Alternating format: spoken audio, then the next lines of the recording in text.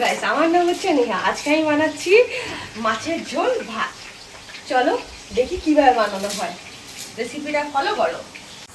প্রথমে পরিমাণ মতন তেল দেবো, তারপরে তেজপাতা দেবো, তারপরে আলু দেবো। আলুগুলো ভাজা হয়ে গেলে তারপরে এই পেঁয়াজ বাটা, টমেটো বাটা, কাঁচা লঙ্কা কুচিয়ে এটা আমি এই আলুর ভাজার মধ্যে দিয়ে দেবো।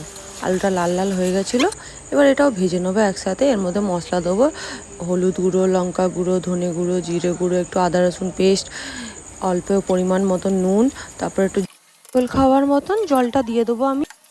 জলটা ফুটে আসলে আর মাছগুলোও দিয়ে দেবো। 5 মিনিট বাদ এটা নামিয়ে দেবো। আপনারা আমার বাবার কথা শুনুন।